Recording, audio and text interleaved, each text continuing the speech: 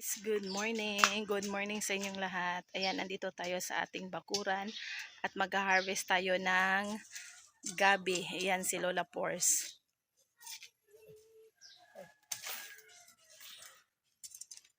Luto tayo ng gabi ngayon, guys. Dara ang ato ang gabi, guys. Masarap ito lagyan ng gata. Or saan nila butangan ato ang asumanon? Bawang sa ano na. Yan, napikas na lang isa.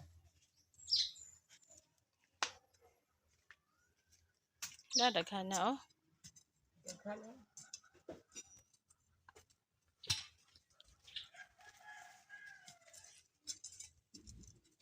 Upat na kabuk mo nakuha la. Daghan man ang ilaw.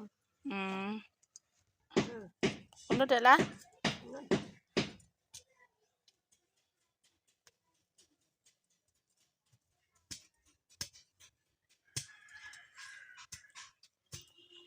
Di ka maglingkod?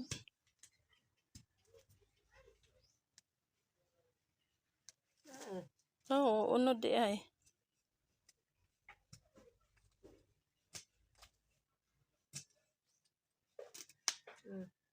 Daghan na eh.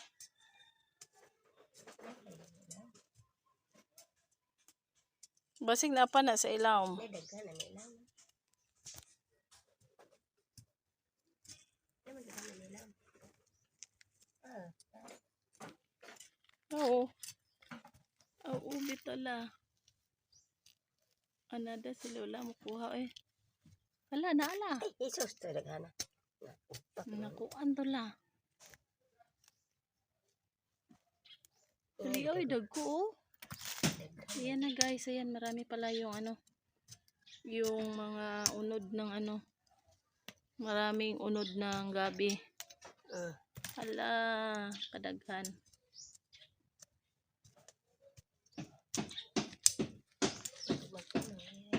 Pala.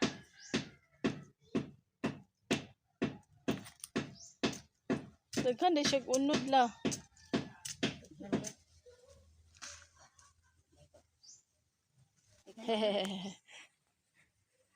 Kapay si Lola. Yan si Lola. Good morning la. Morning.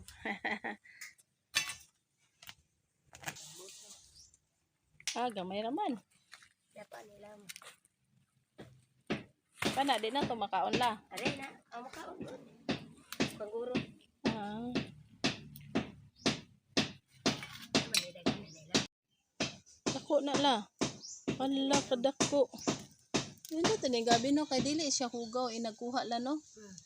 Makuan na siya. Kapling-kapling naman ni sila. Oh, hala daghan na kayo.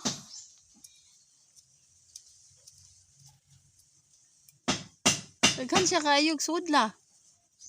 Daghan kay oh. Hala. Kadaghan ba oy?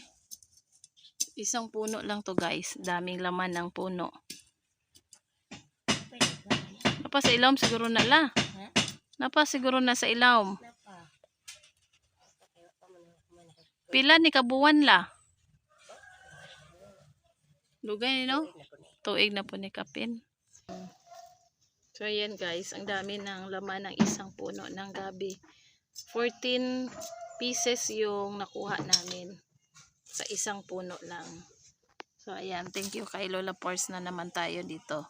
Sa mga kamay ni Lola Pors, makakain na naman tayo ng mga root crops sa paligid ng bahay namin.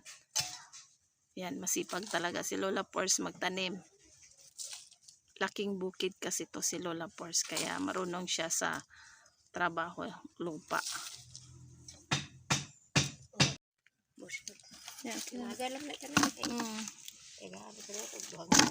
guys, ating i-ano natin to, boiled na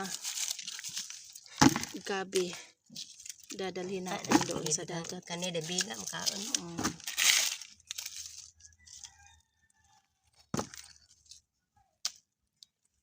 Ito yung babaunin natin papunta sa dagat guys. Ayan, dami na.